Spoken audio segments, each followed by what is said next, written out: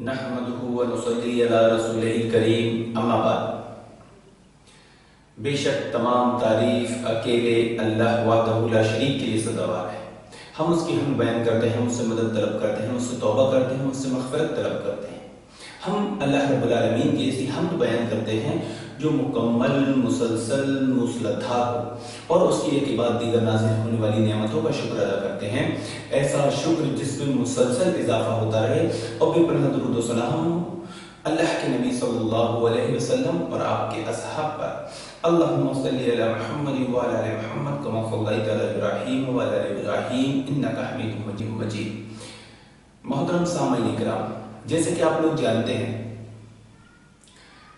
दारुस सुन्नह लित्तहकीक व तबाअत व नश्र की जानिब से एक सिलसिले का आगाज किया गया है जिसका उन्वान है तनकीद बगौर इस्लाह।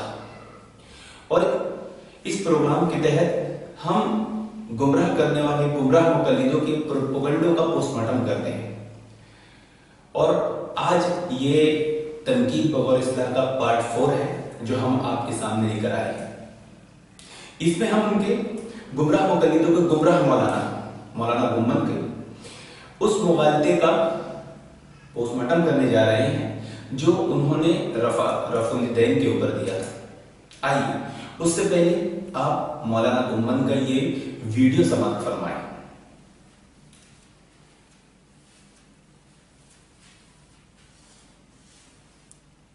जिस मसले को पेश ज्यादा करता है तो जिस पर वो बहस ज्यादा करेगा उस पर दलाल भी कुछ ज्यादा देने चाहिए। मेरी बात को जरा समझना। हमने नमाज में रुकू जाते रुकू से उठते हुए रफ़ुल यदैन नहीं किया तो पूछो तुम्हारे पास दलील क्या है? मैं दलील कुरान की आयत देने लगा। इस पर जो इश्कालात हो गया मैं उसके जवाब भी कुरान करीम से दूंगा। नंबर 1 दलील ये है, कुरान करीम ने कहा तुम घर जाके तफसीर इब्ने अब्बास रज़ी अल्लाह अन्हुमा को देख लेना। हज़रत इब्ने अब्बास रज़ी अल्लाह अन्हुमा फरमाते हैं 12 नंबर 18 सूरतुल मुमिनून की पहली आयत है, फरमाया क़द अफ़लहल मुमिनून अल्लज़ीना हुम फी सलातिहिम ख़ाशिऊन, वो ईमान वाले कामयाब हो गए हैं ये जो ईमान वाले अपनी नमाज में खुशू करते हैं। इब्ने अब्बास ने फरमाया इस खुशू का माना ये है ऐ मुख़बितून मुतवाज़िऊन ला यल्तफ़ितून यमीनन वला शिमाला, खुशू करने वाले वो है जो नमाज आजिज़ी से पढ़ते हैं, दाएं और बाएं जाने मुतवज्जे नहीं होते, वला यरफ़ऊन ऐदियहुम फ़िस सलात, और खुशू करने वाला वो है जो नमाज में रफ़ुल यदैन नहीं करता। खुशू करने वाला वो है जो नमाज में रफ़ुल यदैन नहीं करता। हम रफ़ुल यदैन नहीं करते। मैं दलील के तौर पे कुरान लाया हूँ और कुरान की आयत की शरह मैंने पैगंबर के सहाबी इब्ने अब्बास रज़ी अल्लाह अन्हुमा से पेश की है। इब्ने अब्बास रज़ी अल्लाह अन्हुमा खुद फरमाते हैं, और इनके बारे में असूल मैंने शुरू में अर्ज़ किया कि हज़रत इब्ने अब्बास जो कि सहाबी है, और जब सहाबी तफसीर करता है इन्ना तफसीर सहाबी अल्लज़ी शाहिदल वही व तंज़ील फ़इन। मोहतरम सामईन इकराम, जैसे कि आप जानते हैं हमारा एक प्रोग्राम तनकीद बगौर इस्लाह जिसमें हम गुमराह मुक़ल्लिदों के उस जुमले की हवा निकालने की पूरी कोशिश करते हैं जो वो अक्सर अवाम उन्नास को जुमलेबाजी करके धोखा देने की कोशिश करते हैं और कहते हैं कि हर शोबे का एक माहिर होता है। तो आइए आज उनके इसी जुमले पर उनके इस मायानाज मौलाना गुम्मन साहब को हम नापेंगे, जांचेंगे, परखेंगे, चेक करेंगे कि क्या वो इस शोबे के माहिर हैं। सबसे पहली चीज, इसमें ऑडियो वीडियो आपने सुना है, तो किसी बात को करने, समझने या समझाने के लिए सबसे बुनियादी चीज कोई होती है तो वो होता है उसूल। और जब किसी इंसान को उसूल मालूम ना हो तो उसकी मिसाल ऐसी है कि वो बेपेदी पर लौटा हो जाएगा, कभी इधर लुढ़केगा कभी उधर लुढ़केगा। लेकिन अगर उसे उसूल मालूम होगा तो उसके लुढ़कने के खतरात खत्म हो जाते हैं। जैसे कि बहुत ही मशहूर बात है जमात अहले हदीस, मनहज अहले हदीस के ताल्लुक से कही जाती है वक़ाल अल्लाह व क़ाल रसूल, कि अहले सुन्नत अहले हदीस के दो ही उसूल, अल्लाह का फरमान और रसूल सल्लल्लाहु अलैहि वसल्लम का फरमान। पब्लिक को ये बात अवाम उन्नास को समझ में आती है कि भाई इनके दो ही उसूल हैं। लेकिन गुमराह मुक़ल्लिदों के क्या उसूल हैं? और गुमराह मुक़ल्लिदों में 72 गुमराह फ़िरके हैं, उनके क्या उसूल हैं? یہ بات کسی کو معلوم نہیں رہتی اور یہ بتایا بھی نہیں جاتا، بلکہ ان کو ڈرانے، دھمکانے، اہل حدیث سے خوف دلانے، اہل حدیث کو تعین و تشریح کرنے کے لیے گمراہ مقلدوں کے سامنے اہل حدیثوں کے اصول بتائے جاتے ہیں۔ ارے ان کے تو دو ہی اصول ہیں، قال اللہ و قال رسول، بھلا دیکھو یہ تو اجماع و قیاس کو نہیں مانتے۔ یہ یہودیوں کی پیور صفت ہے کہ وہ پروپیگنڈا کرتے تھے، بدنام کیا کرتے تھے، جیسے بہت مشہور بات ہے اللہ کے نبی صلی اللہ علیہ وسلم کو شاعر کہا کرتے تھے، مجنون کہا کرتے تھے، تو کوئی نئی بات نہیں، خیر گمراہ مقلد میں پایا جاتا ہے۔ بات چل رہی تھی اصول کی کہ جب اصول سمجھ میں آ جائے گا آدمی کو تو بات سمجھنا آسان ہوگی۔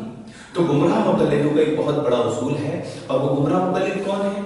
وہ گمراہ مقلد شیعہ کا فرقہ ہے، اور اس کا ایک اصول ہے۔ وہ اصول کیا ہے کہ ہم قیاس کے لیے، حدیث اور روایت کے لیے قیاس کو نہیں چھوڑ سکتے۔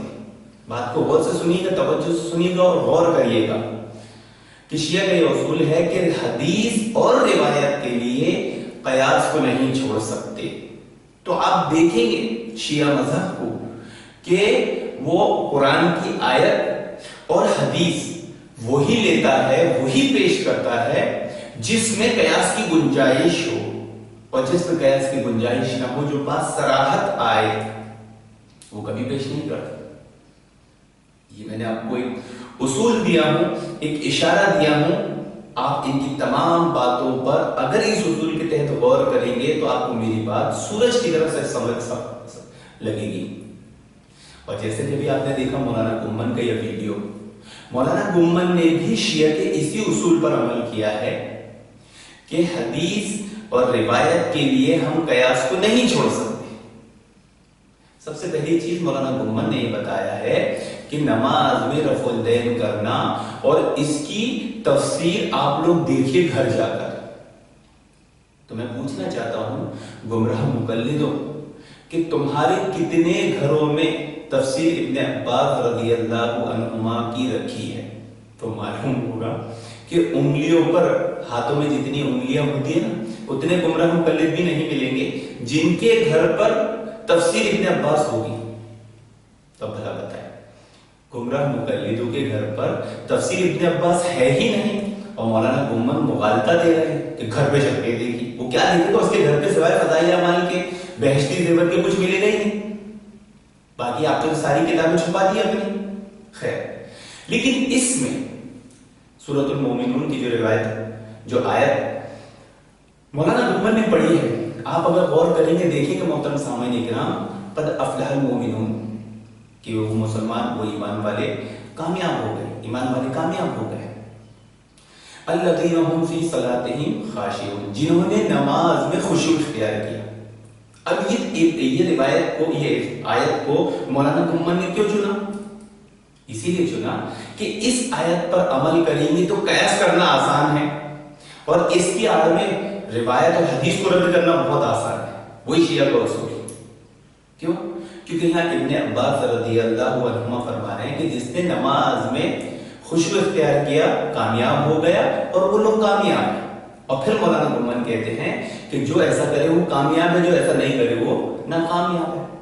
تو اگر مولانا گمن کا ہم یہ تفسیر ثابت ہے نہیں ثابت ہے، اس کی بحث میں آگے جائیں گے، لیکن سب سے پہلے ہم یہ چیز دیکھنا چاہتے ہیں کہ جو مولانا گمن نے اصول بیان کیا ہے کہ جو لوگ رفع دین نماز میں نہیں کرتے وہ کامیاب ہیں، انہی کے پاس خشوع اور خضوع ہے۔ تو میں پوچھنا چاہتا ہوں محترم سامعین اکرام، یہ عید کی نماز میں جو رفع دین کرتے ہیں، یہ وتر کی نماز میں جو رفع دین کرتے ہیں، تو پھر تو ان کی نماز میں نہ خشوع ہے نہ خضوع ہے، اور نہ یہ کامیاب ہے۔ تو معلوم ہوا کہ وَلَا تُطِعْ مِنْهُمْ عَاصِمًا أَوْ كَفُورًا، کہ کسی ناشکر گناہگار کی بات مت ماننا۔ اسی لیے رب العالمین نے قرآن میں فرمایا، کیوں؟ کہ کسی ناشکر گناہگار کی بات مانو گے تو وہی حال ہوگا جو ابھی گمراہ مقلدوں کا ہو رہا ہے۔ یہ آنکھ کان عقل کے پردے بن کر کے ویڈیو دیکھتے ہیں مولانا گمن کی، اور انہیں سمجھتے ہیں کہ یہ کوئی امت ہی نہیں بلکہ نبی ہے، جو بات کہیں گے درست ہوگی۔ اب بھلا بتائے، اگر وہ اس بات کو مانتے ہیں تو سب سے پہلے مولانا گمن سے پوچھنا چاہیے کہ مولانا گمن صاحب، ہم تو عید میں رفع دین کرتے ہیں، ہم تو وتر میں روز کرتے ہیں، تو کیا ہم کامیاب نہیں ہیں، ہم میں خشوع خضوع نہیں ہے؟ تو معلوم ہوگا وہ کیا جواب دیں گے کہ نہیں، لیکن اس کے دلائل الگ ہیں. یعنی یہ تفسیر جو ابن عباس کیوں کر رہے تھے رضی اللہ عنہما کی کہ نماز میں رفع دین مت کرو، تو یہ اس سے مستثنا ہے. رفع دین کہتے ہیں ہاتھوں کو اٹھانا. اب دیکھیے یہاں پر قیاس کی گنجائش کیسے گھسائی گئی کہ ابن عباس کی تفسیر پہلی چیز تو ثابت نہیں ہے، لیکن اگر وقتی طور کے لیے مان لے کہ ثابت ہے تو اس میں کہیں پر بھی نہیں ہے کہ رکوع کے وقت جاتے ہوئے رفع دین کا منع کیا گیا. کہیں یہ الفاظ ہیں، کہیں یہ صراحت ہے. یہ لوگ کیا کہتے ہیں جب ان کے سامنے صحیح بخاری کی روایت دائیں ہاتھ کو بائیں ہاتھ کی ذرا پر پیش کیا جاتا ہے تو بولتے اس میں سینے کے الفاظ نہیں ہیں اور ایسے حدیث کو رد کرتے. لیکن یہاں پر ابن عباس کی تفسیر میں یہ الفاظ کدھر ہے کہ رکوع کے وقت رفع دین مت کرو؟ تو معلوم ہوا کہ مولانا گمن نے شیعہ کو اصول اپناتے ہوئے قیاس کر کے یہ الفاظ گھسائے. ابن عباس رضی اللہ عنہ نے کہیں نہیں. اگر یہ تفسیر ثابت ہوتی، اگر یہ تفسیر میں ہوتا تو مجھے بھلا بتائیے کہ پوری دنیا میں امت مسلمہ میں 1400 سال میں صرف عبداللہ ابن عباس کی تفسیر لکھی گئی، اس کے سوا کسی کی تفسیر نہیں لکھی گئی. تو معلوم ہوگا کہ بے شمار تفسیر ہے، لیکن کسی نے بھی اس تفسیر سے استدلال کر کے یہ نہیں کہا کہ ابن عباس رضی اللہ عنہما نے رکوع کے وقت رفع دین سے روکا ہے.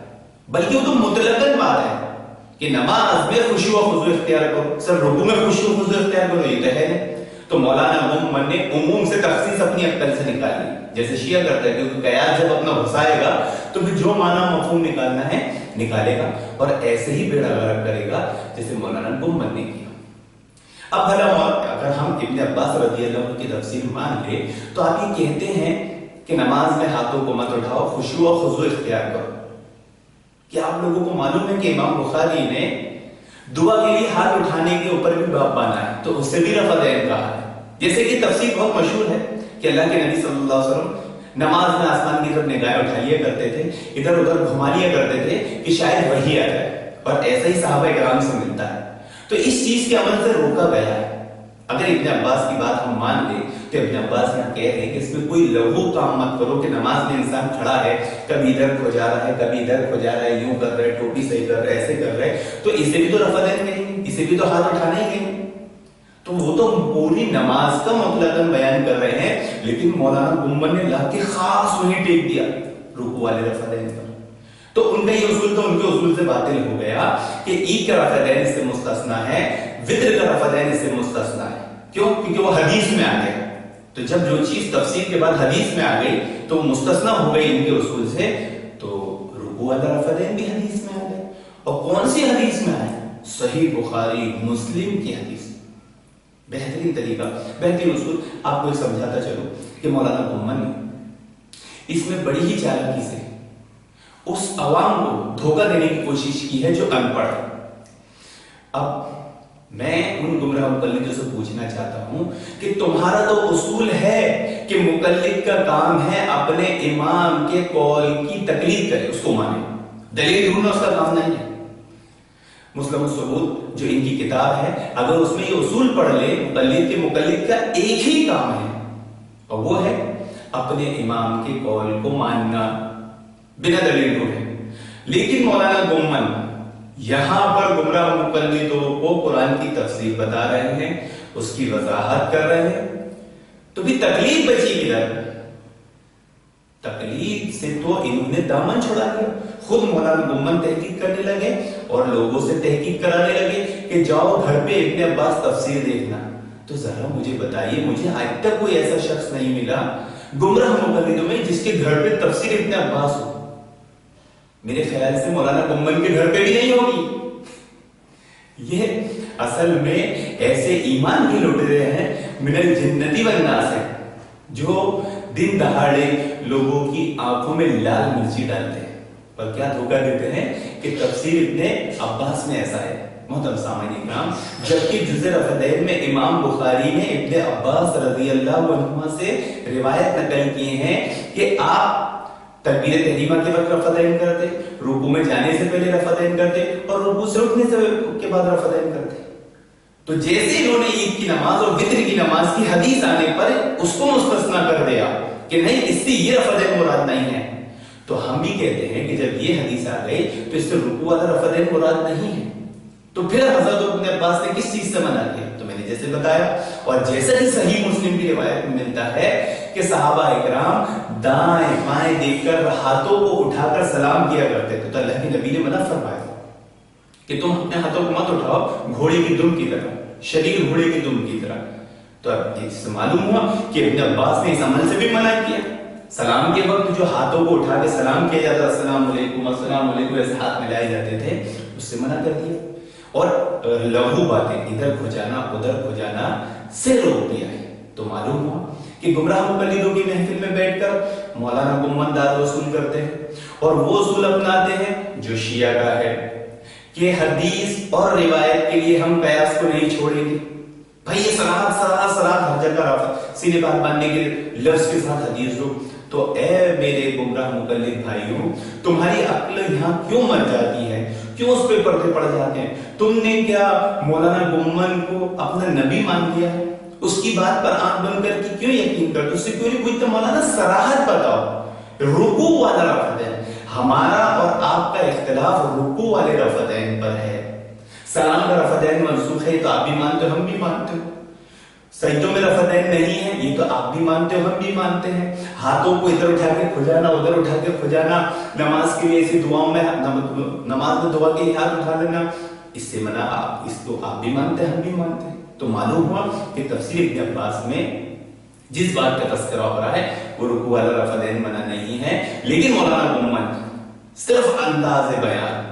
لیکن کیا ہوتا ہے نا کہ جاہل لوگ ہمیشہ جذباتی باتوں سے مرعوب ہوتے ہیں، اور آپ کو خوارج کی صفت یہ بتائی گئی ہے۔ اللہ کے نبی صلی اللہ علیہ وسلم نے فرمایا کہ وہ قرآن ایسے پڑھیں گے کہ تمہارے قرآن ان کے سامنے ہلکے دیکھیں گے، وہ عبادتوں میں اتنی عبادتیں کریں گے کہ تمہاری عبادتیں کم لگے گی۔ اور یہی جب حضرت علی نے ابن عباس کو خوارجوں کی طرف بھیجا، ان سے مناظرہ کرنے بھیجا، تو ان کا جو خد و خال تھا وہ خد و خال ابن عباس نے یہی بتایا کہ وہ ایسے قرآن پڑھتے تھے، وہ اتنی عبادت کرتے تھے، وہ راتوں کی طرح جاگتے تھے، ان کے چہروں کے رنگ بدل گئے تھے، ان کے ہاتھوں میں گٹھوں میں نمازوں کے نشان پڑ گئے تھے، یعنی اتنے تھے۔ تو مولانا گمن صرف اور وہ مولانا گمن کے ماننے والے ہیں، وہ دلائل پہ دھیان نہیں دیتے ہیں، وہ مولانا گمن کے انداز بیان پہ دھیان دیتے ہیں کہ ایک سانس میں آدمی ایک ہی بات بول رہا ہے، ساری باتیں بولتے ہیں، واہ کیا بیان ہے۔ تو بھائی جاہل لوگ جذباتی باتوں سے مرعوب ہوتے ہیں، اور اہل علم تو دلائل دیتے ہیں۔ تو اللہ رب العالمین سے دعا ہے کہ آپ لوگوں کو ہماری یہ مختصر سی گفتگو، ہم نے اللہ رب العالمین نے ہمیں جتنا علم دیا تھا، ہم نے بھرپور کوشش کی یہ مسئلے کو سمجھانے کے لیے، اور مولانا گمن کے دھوکوں سے آپ کو بچانے کے لیے، اور مغالطوں سے محفوظ رکھنے کے لیے۔ آپ کو پسند آیا ہوگا۔ اگر آپ کو یہ چیز پسند آئے تو ہمارے چینل اہل حدیث انڈیا لنک کو سبسکرائب کریں، اور انشاءاللہ روز ایک ویڈیو حاصل کریں تنقید بغور اصلاح کے تحت، کہ ہر شعبے کا کیا ایک ماہر ہوتا ہے، اور آج آپ فیصلہ کریں کہ کیا دین کے اس شعبے کے مولانا گمن ماہر اور نہیں، تو ان سے بچیں اور منہج اہل حدیث کو اپنائیں۔ آمین۔